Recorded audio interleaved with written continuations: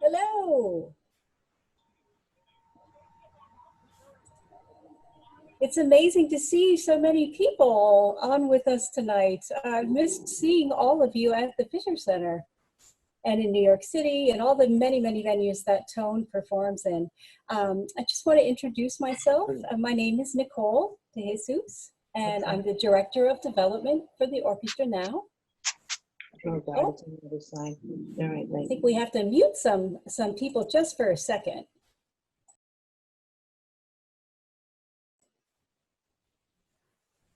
Again, this is Nicole De Jesus. I'm from the Orchestra Now. I'm the Director of Development. As you all know, Tone is a graduate orchestra, and we are based at Bard College, and we are made up of musicians from around the world. If you're interested in finding out anything more about Tone that you may not already know, you're welcome to do so by visiting our website, and that is theorchestranow.org.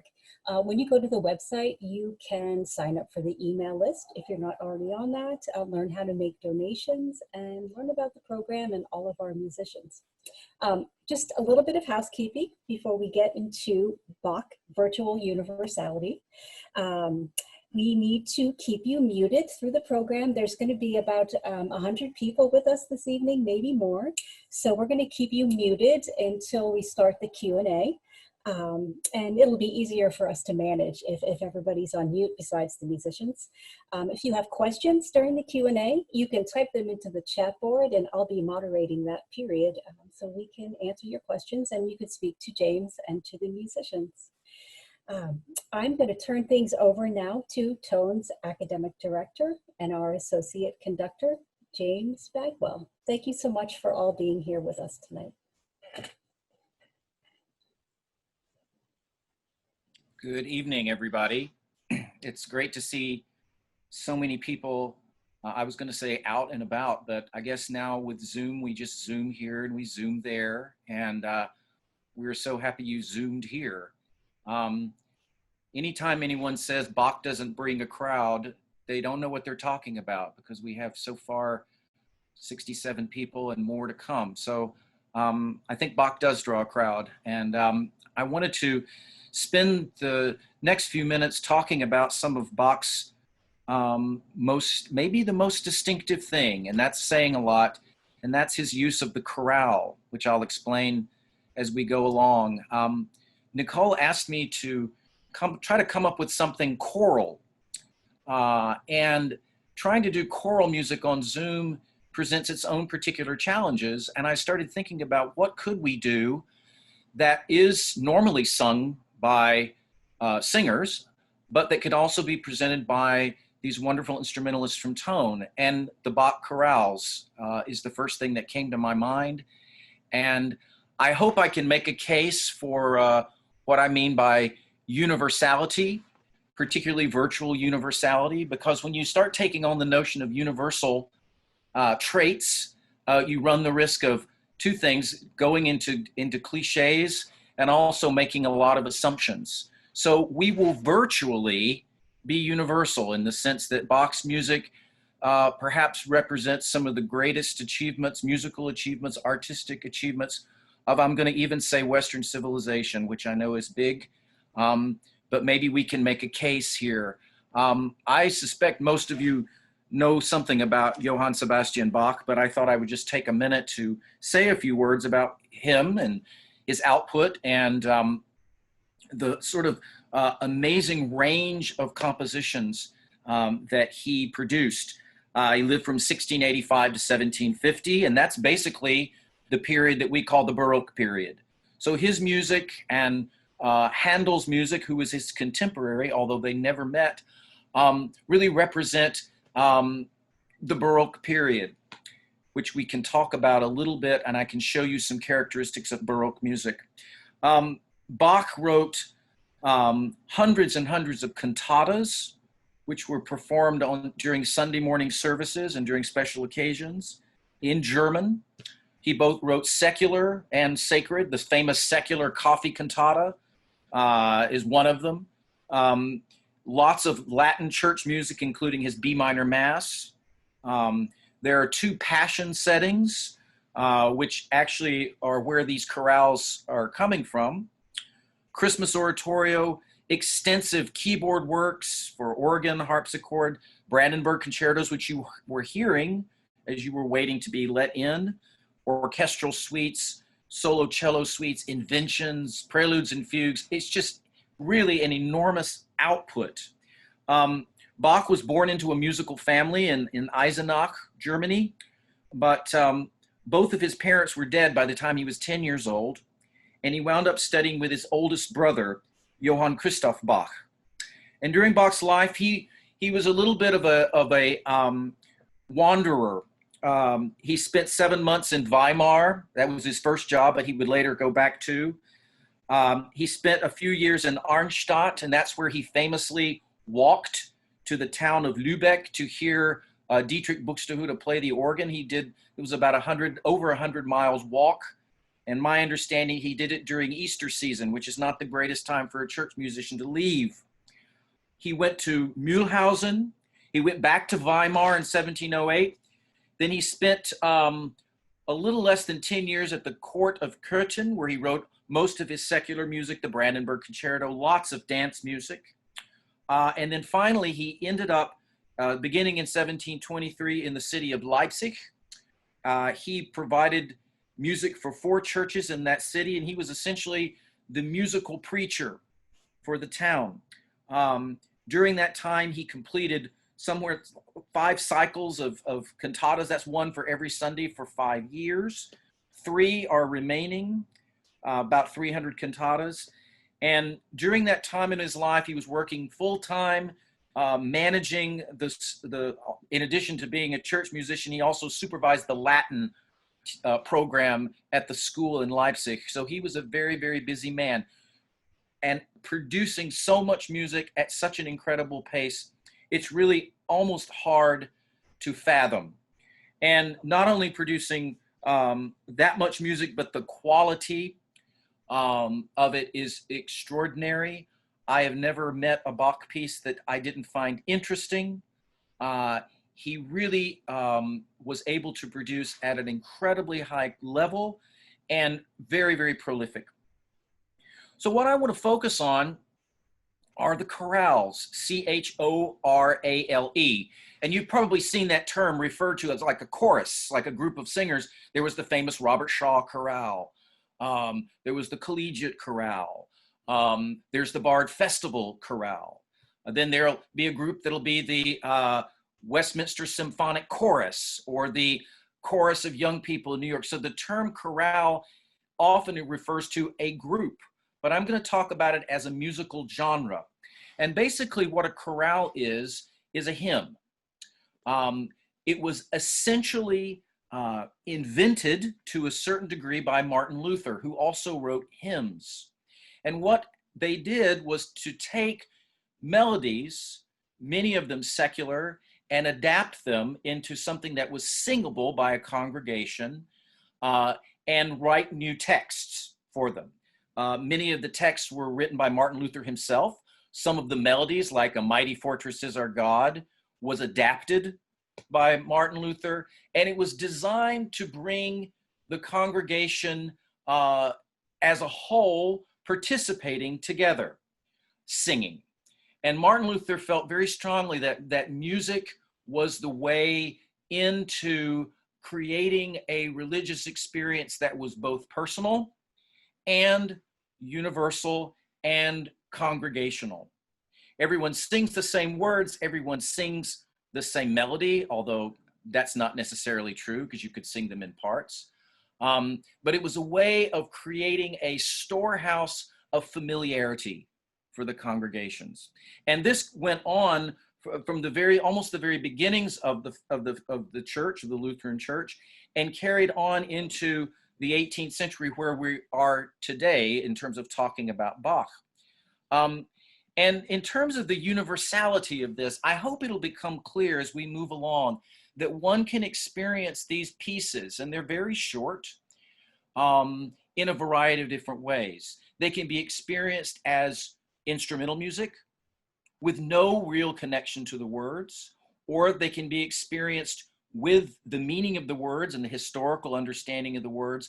And then finally, they can be heard and understood in the context of a larger work. So we're going to start with a chorale from Bach's St. John Passion. And Bach completed, we know, 3 passions, the Matthew Passion and also the St. John Passion. We're going to start with the St. John Passion. That's the first one he did in Leipzig. And it's basically the Passion story set to music, and the Passion story being the story of the crucifixion as recorded in Matthew, Mark, Luke, and John. Bach did one for John, Matthew, and Luke there are bits and pieces of. These would have been heard on Good Friday as part of the Good Friday service. The St. John Passion, which I said is the first one of that set, is about an hour and a half, hour and 45 total. There would have been a sermon in the middle of this, so we're talking a very long event. The Matthew Passion is the longer one, close to 2.5 hours, and that also would have likely had a sermon, devotional readings, so it would be part of a larger event. Now, the way the Passion is told through Bach is in a variety of ways. One is strictly scriptural text, right, straight out of the Bible. And these would have been sung by the evangelist, which was a tenor role, sung in this speech-like melodic material that's called recitative. Sometimes the chorus takes on the role of an angry mob or takes on the role of Roman soldiers. And that's from the scripture. That's sort of one part of it. The other part of it would be solos or duets with texts that were not written, that are not biblical texts, but written by someone else. In the case of the St. John Passion, we don't know who wrote those texts, but they were assembled by Bach. For the St. Matthew, we do know who wrote the text. So you have that. In addition to that, you have chorales, which are material that was already pre-existing and texts that were already pre-existing. What makes them interesting in regard to Bach is that Bach takes a pre-existing melody and reharmonizes it, setting it in a variety of different ways, and creating very personalized stories through pre-existing music and pre-existing text. So in a typical Passion, you would have a big opening chorus, then the recitative from the evangelist describing the story. There might be a response from the people. Then there would be a solo, which would reflect on everything that was just said or sung. And then finally, a chorale, which would act as a congregational response. And you would have this in a series of scenes. So the process repeats itself over the course of a Passion setting. It's as close to Bach ever came to opera. He stopped right there. And it is very operatic in terms of the way it tells stories. And also, it's the way in which Bach connects with words and with text.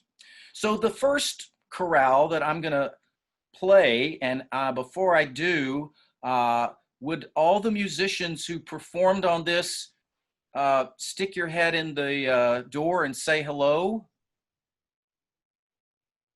Unmute. Hello there. Hello. Hi. Hi. Hello. So I want to, first of all, before we play this, thank them for doing this. I'm just gonna ask Leonardo, who produced this, to just play this first chorale. And if you've got the text in front of you, that's fine. If you don't, it doesn't matter just yet. So let's play the first chorale just as it is performed here with these musicians.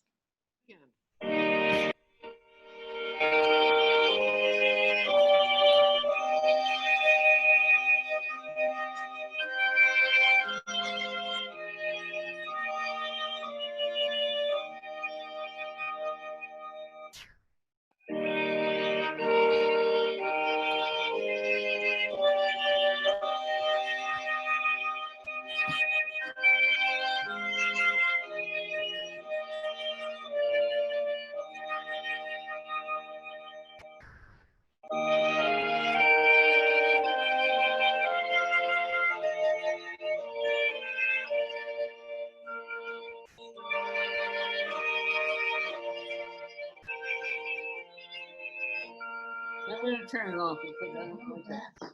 What?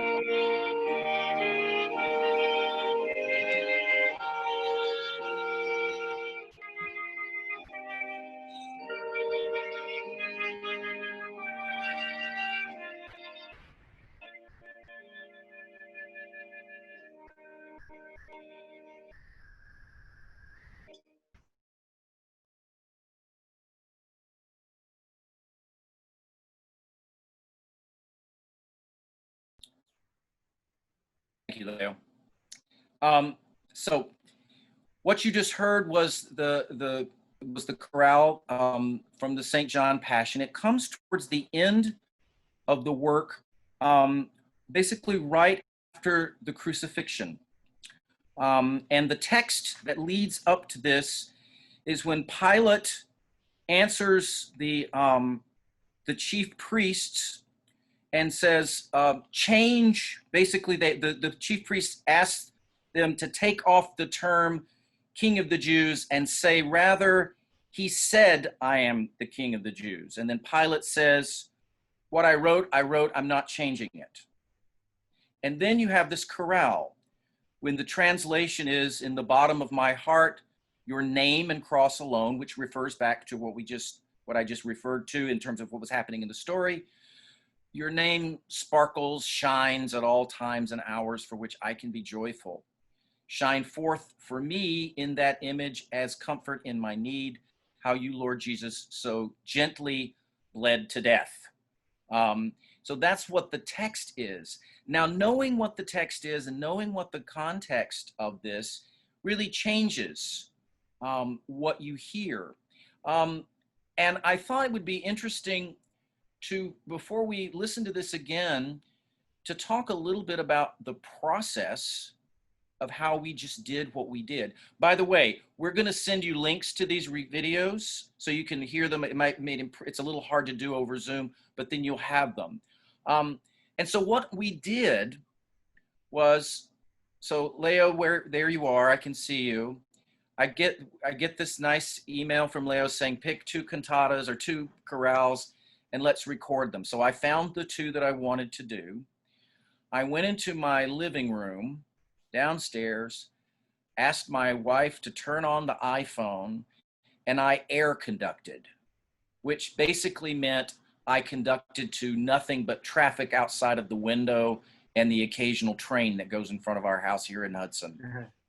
Now, I don't like videos of myself. I can't stand it. It absolutely is abhorrent to me. So having to do something that felt so narcissistic was hard in and of itself. But we muddled through, right? Tried to capture the tempo, tried to capture the mood, even tried in my head to understand what the words were to try to communicate that. Then I sent those clips, 1 take only, because that's all I could stand, sent those clips to Leo, who then did what? Leo, what happened next? Well, both chorales were in a program called Adobe Premiere, which is usually used to edit high quality levels in production. So I figured it would be something useful to learn during this time because it lets you coordinate audio levels, sync sounds, organize several videos at once. So I was completely fascinated with the idea of doing this with music and for collaborations. The good part is that I'm a violinist and a conductor, and I actually study with Maestro Bagwell, then I play in the orchestra as well. So it was easy for me to know what he wanted musically and where to place the music when editing. And so I'm not really a fan of music videos that have a click, a constant click, because it makes it feel metronomic and repetitive. So this one did not have a click. As Maestro Bagwell will say, he air conducted the music first, and then Renée recorded it in the organ and sent it to me. And so then I created a video of Maestro Bagwell with Renée so that I could send it to the musicians. And I'm going to ask you to pause for just a minute because I'd like to introduce the musicians in a second. But I want to introduce everybody to Renée Louprette, who played the organ. And Renée is in, Renée, are you in New Jersey? Yes. So behind Renee, well, tell everybody what's that behind you. By the way, Renée Louprette is assistant professor of music at Bard, just completed her first year teaching at Bard. She directs the Baroque ensemble. She teaches music theory. She teaches harpsichord. She is a incredible, incredible organist, musician. We've worked together for probably 15 or 16 years, and it gave me a little bit of relief to know that you were involved in this project. So why don't you talk a little bit about what's behind you? So I'll just follow up briefly on what Leonardo just said. So this is not an imaginary background here as part of Zoom. This is actually the pipe organ in the living room of my house in New Jersey, in northern New Jersey. I have a residence at Bard, but half of the week I'm down here in New Jersey, where I teach at Rutgers University. And I'll tell you more about this pipe organ, I think, in a little bit, James, or should I sort of, maybe we delay the demo of the organ? Yeah, let's do that towards the end. How about that? Yeah. But So, this is the instrument that I use to record the continuo parts. James will talk about the continuo parts in a moment, I think, of the chorales. So essentially playing all of the voices of the chorales on this pipe organ, which is from 1960. And I've owned it since, I think, 2009. And it's really an extraordinary instrument. So I'll tell you a bit more about it in a bit, and you'll get to hear it live as well. So thanks. So as you can see, the virtual universality begins to show itself here. Because we're virtual, the universality means that I conduct in Hudson, New York. Renee plays the organ in New Jersey. So, and then Leo puts it together in Red Hook. So that's part of this idea of how are we making music during a time which we can't be in the same space, but we can still make music together using something very, very different, but very, very complicated to organize, which we'll go into that in just a minute. What I'd like to ask Leo to do is to play this one more time and think of yourself as being in the middle of a drama. And Jesus has just been crucified in the story. We're getting towards the end of the Passion story. And the text is, in meines Herzens Grunde, at the bottom of my heart, your name and cross alone. So here it is again.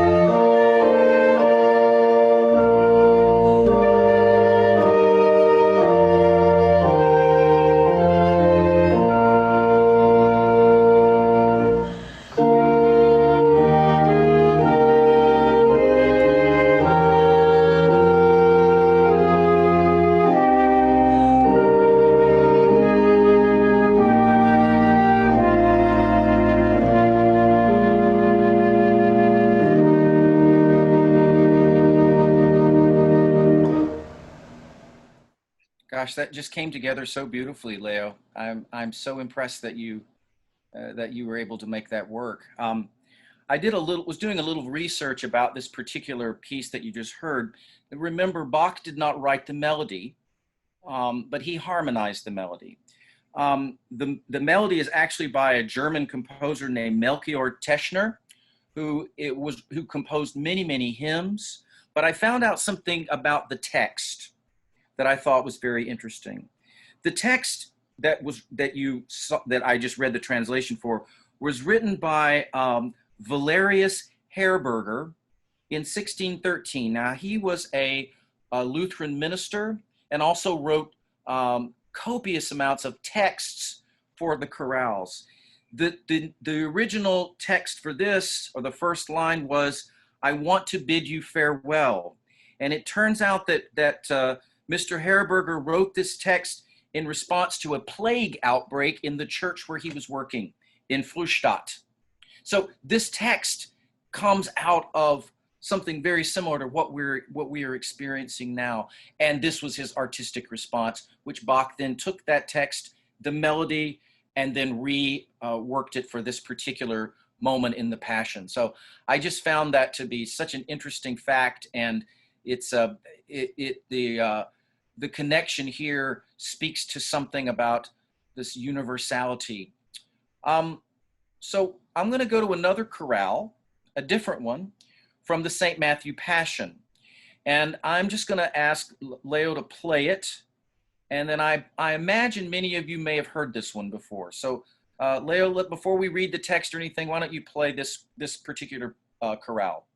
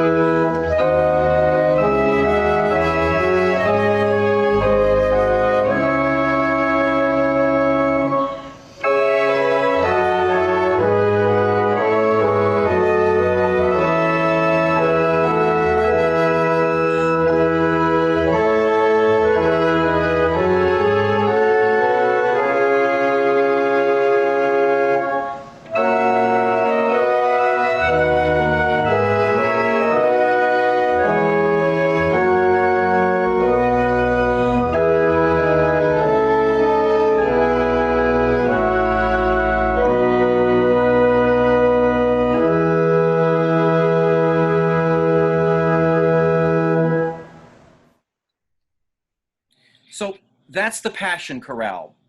And this, the original text was by another German theologian, Paul Gerhardt. The melody was adapted by another German, Hans Leo Hassler. And this melody appears 4 different times in the St. Matthew Passion at pivotal moments. And this particular chorale, the text is, I'll read it for you if you don't have it. Acknowledge me, my guardian, my shepherd, take me in. From you, source of all goodness, has much good come to me. Your mouth has nourished me with milk and sweet sustenance. Your spirit has lavished upon me much heavenly joy. And this chorale comes right at the end of the musical portrayal of the Last Supper. So the text, your mouth has nourished me with sweet milk and sweet sustenance, is a relationship, as a textual relationship back to the action. So once again, this chorale offers a congregational response to the drama. And I would like to point out one thing. There's no real controversy about this, but it's unclear whether the congregation would have sung these chorales in the actual presentation. And I hesitate to use the word performance of a St. John or St. Matthew Passion because these works were a part of a liturgical service. They weren't performed in the same way we go to a concert hall and hear a performance. It's a completely different context and for a completely different reason. I think Bach would be, first of all, Bach would be utterly blown away by the fact that we're able to do this on a Zoom. He wouldn't know what a Zoom was. You know, this would be completely lost to him. And the fact that we're talking about his music in a way that is completely out of context would absolutely befuddle him. So doing it this way in a way makes a lot of sense because there's really no real way to present these works to get the true meaning except within a liturgical context. And that's not done very often. These pieces are often done as concert pieces. About 10 years ago, we did the St. John Passion with Leon Botstein conducted, and our colleague Rufus Mueller was the evangelist and sang the role of the narrator. So I want to actually, Leo, if you could put the music on the screen, I want to just show you what the music actually looks like, Renée just mentioned the term continuo, which I would like to explain. Now, if you look, it says 15 chorale, you can see the top line is what we will call the soprano part. The second line underneath that is the alto part, the tenor, and then the bass. And then another line underneath that says continuo and organ. And that's what Renée was talking about earlier. A continuo basically serves as the foundation for Baroque music. In fact, it's one of the things that makes Baroque music. If you ever played any jazz, sometimes you'll get a chart that just has a bass line with chord symbols. Well, that's essentially what this is. You see there's numbers above that continuo part, and that tells the keyboard player what chords to play underneath those bass or above those bass notes. And typically in a Baroque piece, you would have the continuo be played by an organ or a harpsichord, a cello, a bass, and bassoon. It's really the lowest instrument that the orchestra would have. And so I liken the continuo player to be something like the best drummer in the world.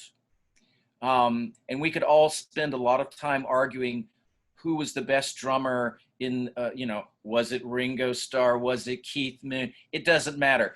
It's what drives the music in a way. And so having a great continuo player like Renée is really what drives this music. And I mean driving in the nicest possible way, not in a negative way. So frankly, Ginger Baker, thank you. Frankly, say this debate's going to be endless now. I'm going to watch the chat numbers start to pile up. You don't need a conductor as long as you have a continuo player. But they tell me it's my job, so I showed up and did this video. Now, I would love to hear from the instrumentalists, not Renée, who is an instrumentalist, but the other players about how they were able to piece this all together and what their process was. And so if any of you would like to chime in about this, that'd be great.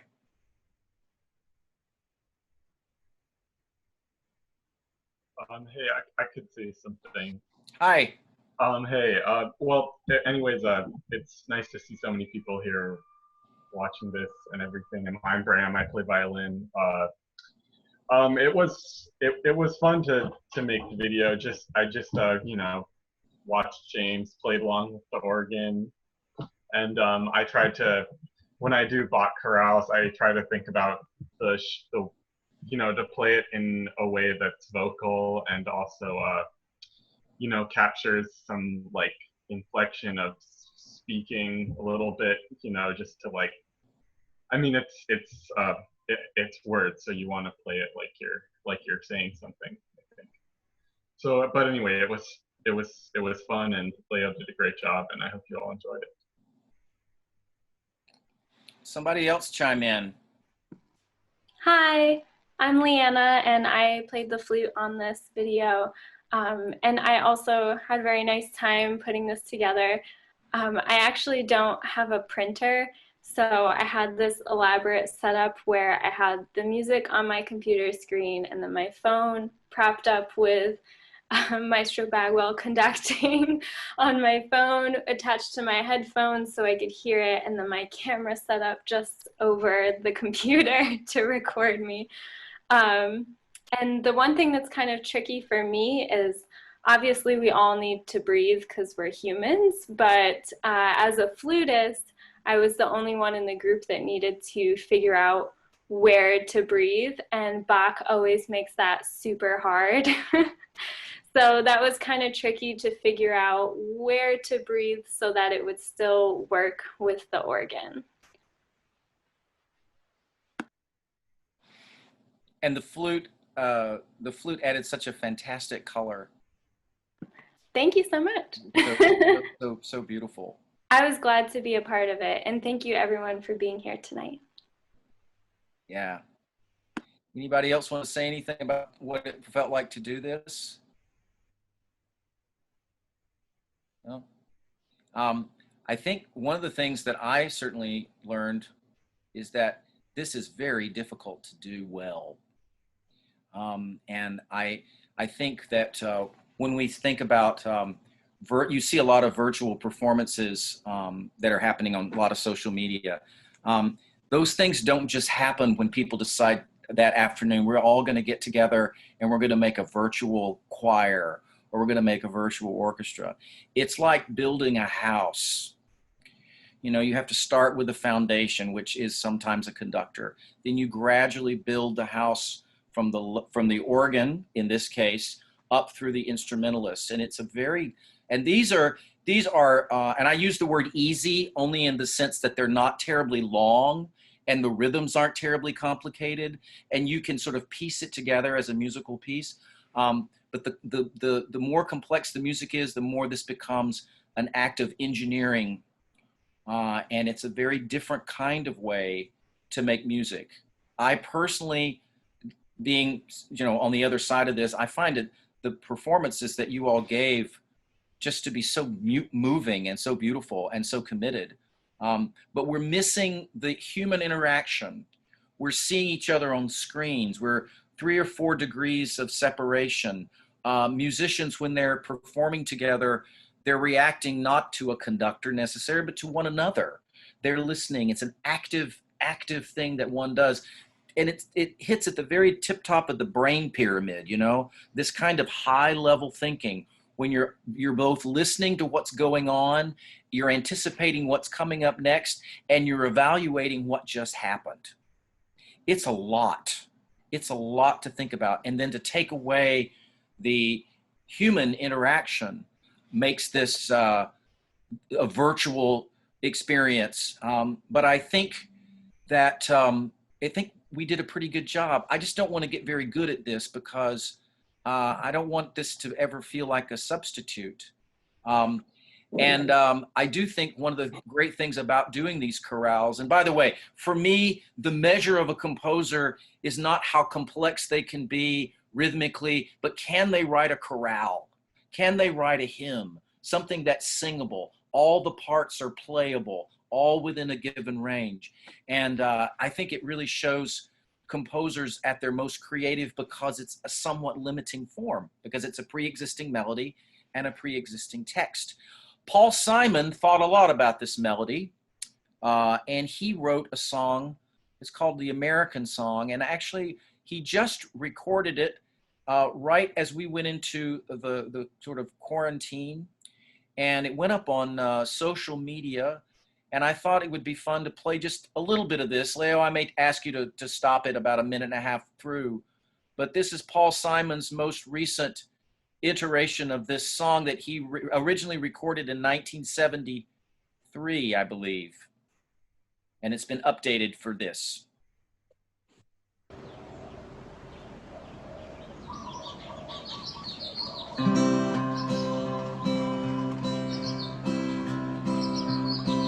Many's the time I've been mistaken, and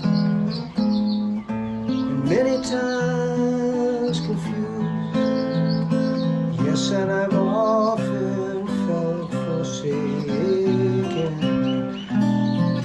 and certainly misused. Oh, but I'm alright. I'm alright. Just weary to my bones. Still, you don't expect to be bright and bon vivant, so far away from home, so far away from home. Thank you, Leo. So even in this time, we turned to Bach. Even though Paul Simon did this in the early 70s originally, he comes back to this song frequently and changes the words. And in this case, he did change some of the words to connect to what's going on now. I think it's absolutely, in fact, it was funny. I had heard that Paul Simon song when I was a kid, and I didn't know Bach Passion Chorale from anything. And I heard the Bach Passion Chorale for the first time at some point in my life and thought, wait a minute, they stole this from Paul Simon. I completely got it wrong. I got it totally backwards. But I thought it was interesting to have that connection. And I think that's really what I wanted to say. I was just reviewing some materials from an old professor taught at Indiana. And one of the things he said to us many times was, study the words, study the music, study them together. And if you want to experience a full Bach passion, there are so many performances on YouTube, but make sure that you have text and translation and take your time with them as well. Don't get in a particular hurry. They are, when I went to my office for the first time since March 13th, I went back, it's been about 3 weeks ago. The first thing I grabbed were all the Bach scores that I could carry with me. Bach St. John Passion, the Bach Matthew Passion, the B minor Mass, cantatas, because this is the music that I turn to and it inspires me. So I really happy that you all came. I'd like to see if we can maybe have some questions. Maybe Nicole, you could help monitor this, but before we do, if we could go back to New Jersey, to Renée Louprette, and maybe you could demonstrate this organ for us. I know everybody's dying to hear this in real time. Thank you, James. I wanted to just follow up on a couple of things that you said, which I found to be really interesting. So like Bram and Leanna and the other musicians, when we first put these chorales together, what I received from Leonardo was a silent video of your doing your air conducting of the chorales. And so like the other musicians, I had to view you just on my cell phone, a very small screen, in order to play all of the parts at once. And so it's interesting what you said about the vast, profound difference of playing music together in a room with other musicians, where you can actually feel the others around you breathe and shape the music, as opposed to just watching you conduct silently on a small screen. So as I was laying down the organ parts for the chorales, I was hoping that what I was doing, seeing you in a tiny screen, was syncing enough with what you intended, and also providing something that would be natural enough for the other musicians to be able to coordinate with. So so it was a very different experience, and not being able to listen and breathe with the others was awkward. But in the end, Leonardo, you did a magical job putting everyone together. So, and thanks for offering the opportunity to feature this instrument as well. So I wanted to tell you a bit more about it. So this instrument was built in 1960 for St. Mark's Episcopal Church in Pittsburgh, Pennsylvania. And it was there for some years, and eventually it was purchased by an individual and moved to New York City. And it lived actually for some years in a bar in Chelsea, in Lower Manhattan, believe it or not. This organ was located in the bar for some years. It was stored there. And eventually it moved to St. Ignatius of Antioch Church on the Upper West Side, and eventually moved again to St. Thomas More Catholic Church on the Upper East Side. And it was there where I first encountered the instrument. And the head priest at the time was looking to put in a accessibility ramp that would interfere with part of the chapel space where this organ was being stored. And so they were looking to get rid of the organ, and to do so fairly quickly. And timing was everything. I happened to meet the instrument and inquire with them what they would like. And I won't tell you the final price I paid, but I can tell you every time I have moved the instrument and had it reinstalled, I've paid more than I did for the organ originally. It was just incredible timing. So the instrument is built by a company that still exists in the Netherlands, Flentrop Organ Builders. They're in Zaandam in the Netherlands. They're builders of an extremely high quality. So the case that you can see is actually made of mahogany, And the largest pipes are the ones that you can see in the facade there. The largest pipes would be about 4 feet long. And there are what we would say 7 ranks of pipes, that is 7 rows of pipes, all metal in this case. In other organs, sometimes they're wood, but in this case, they're all metal. So 7 rows for every key on the keyboard that you can see. And I activate the stops by literally pulling out the stops. The saying, pulling out all the stops. Well, here we can actually do that. So we have pipes that play at what we would say concert pitch. So in other words, if you were to strike middle C on a piano, you would hear the same middle C on this organ. Those we call 8-foot pipes or 8-foot ranks. Now in this case, I don't have any pipes that are 8 feet long. The largest are 4 feet. So the pipes are stopped in such a way that it contains the air and they sound 1 octave lower than the actual length of the pipes themselves. So I just want to quickly demonstrate each of the pipes individually, a couple of combinations, and then to show you what this instrument looks like from the larger view of the house. So let me just show you a couple of the flute stops. These are meant to sound like flutes in the orchestra. First, the 8-foot flute.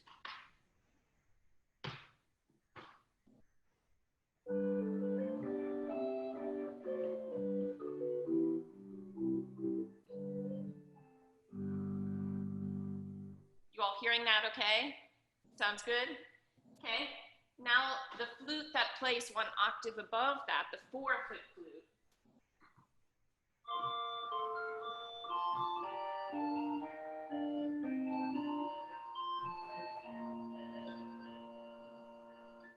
And one more flute that sounds yet another octave above that, the beautiful 2-foot flute, which is probably my most favorite stop on this instrument.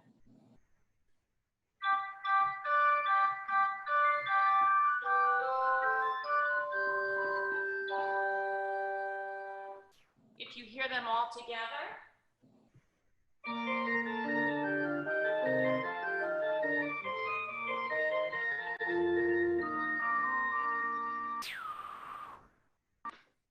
Then we finally have the 4-foot principal pipe, which is the one that you see in the facade here with this sort of copper marble finish to it, which is very typical of Flentrop organs from the 1960s. So I should say some of you may be familiar with a very famous Flentrop organ in this country, which is located in Harvard University in the Busch-Reisinger Museum. And the famous organist E. Power Biggs recorded many radio shows and records on that organ through the 1960s. So this instrument is by the same builder and is 2 years older than that famous instrument that Harvard University has in its museum. So this 4-foot stop, principal stop, we say, is one that I used in the second chorale that you heard. So.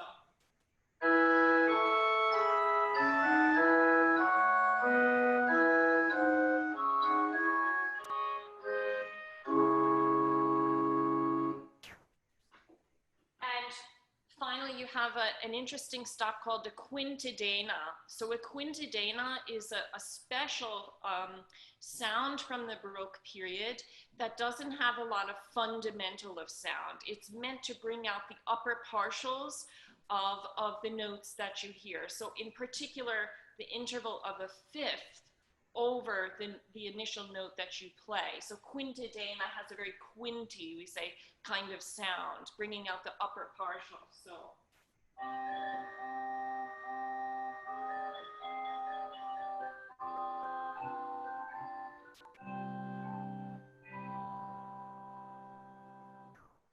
Finally, you have this very smallest pipes of the instrument. They're called a mixture. This happens to be a 2-rank mixture, or a mixture, a stop that accesses 2 pipes per note that I play. Very tiny pipes, as small as a pencil, about this large, again to bring out the upper partials of the notes that I'll be playing. So the mixture heard by itself sounds very shrill and high.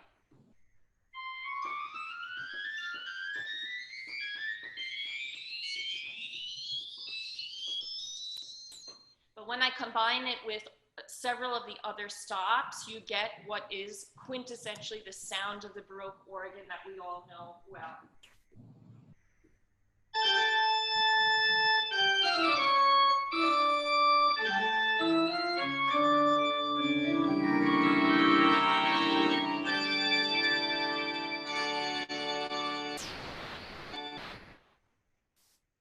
So now I would just like to show you a very brief video. I'm going to do a screen share so that you can all see what this instrument looks like from the upper balcony of this wonderful house that my husband and I have here in New Jersey. And the organ, I've moved this organ now probably into 4 different residences that I've lived in the past several years. And it's never sounded as good as it does in this particular living room space with double story and hard surfaces and lots of wood. So I will now quickly do a screen share so you can have an idea of what this sounds like and looks like in the full room.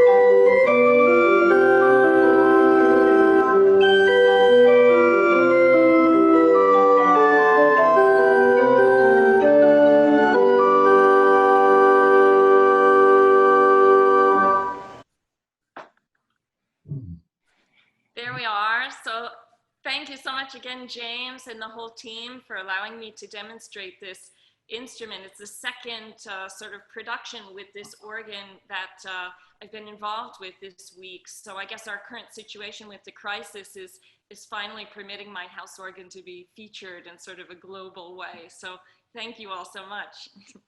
Thank you, Renee. That's great. That's amazing. We have a few more minutes here, and I'm just wondering, Nicole, are there anybody with any burning question? Let's see. Anybody have any questions? And I can present them to James, to Renee, to the musicians. If you would like to type them into the chat board. Oh, here they come. First one, aside from Bach, what other composers or music are the musicians turning to in the time of pandemic? Tone musicians and Renee and James, anybody, open to anyone. I think I've made my case. I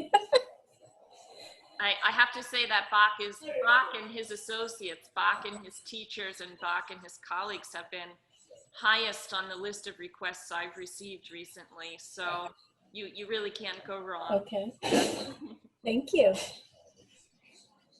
Who else? Other musicians that we haven't heard from? CJ, Sarah, what are you listening to at this time? I think as cellists, both of us are also turning to Bach quite a bit. We've both been reading through suites that we've played in the past and some that we haven't played before, so that's been a lot of fun. But I know that's more Bach, so sorry to pile on with that. But you can't go wrong with Bach, you really can't. Yeah, and I think I've also been going back to some more chamber music works. You know, we're so used to, in this program and stuff, just working a lot on either orchestra excerpts or our orchestra programs coming up. So it's nice to take this time and just do something different, listen to other stuff. And I mean, we obviously can't play too much chamber music other than right now. But it's nice to listen to piano trios and quartets, you know, Beethoven, Schubert, everything. It's, yeah, that's what we've been listening to a lot. Fantastic. Now, I haven't heard from Kaden Henderson, who I see on my screen. I haven't seen you in many, many weeks. Yes. So what are you and Maria listening to right now? Just anything really that brings inspiration and comfort. So for me, that's Schubert or Brahms or Strauss, but also non-classical music. Like I like Radiohead, so I've been listening and revisiting a lot of that. And just anything to carry me through these times. Thank you. Thank you so much. Now, who haven't we heard from? Who haven't we heard from on the tone side this evening? I can say something. Yes, I was looking for Larissa. Thank you. Hello. Good to see you. Good to see you too. Thank you all for being here tonight. So I also have been playing quite a Bach lately. Why all of these musicians playing Bach? Well, to explain, Bach is considered to be very standard repertoire, especially for Beethoven. And it's really nice to play because there's so many different voices, and Bach can be unique in that way where when you're alone and in quarantine and you want to have the sound of many voices with just one person playing, Bach is definitely a go-to for that. So I've also been playing a lot of Beethoven quartets. I'll put on a YouTube clip of a quartet playing Beethoven and play along with it to feel some sense of playing in an ensemble. And so, yeah, that's what I've been working on. Thank you. Thanks, Larissa. You know, I just want to say the thing about what was just said, what we were just saying about Bach, particularly with these chorales, that they can be played by any collection of instruments. You know, you could do it with 4 recorders. You could do it with 4 electric guitars. You could do it in basically any kind of combination of instruments that you would want.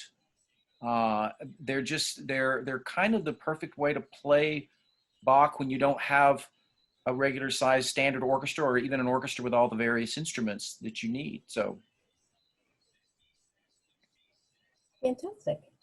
I see someone is, oh, is that Leanna again? Yes, hi. Yeah. So for me, I'm also by myself, and so I'm kind of taking this time to go back to what I used to listen to before I was listening to a ton of orchestra music.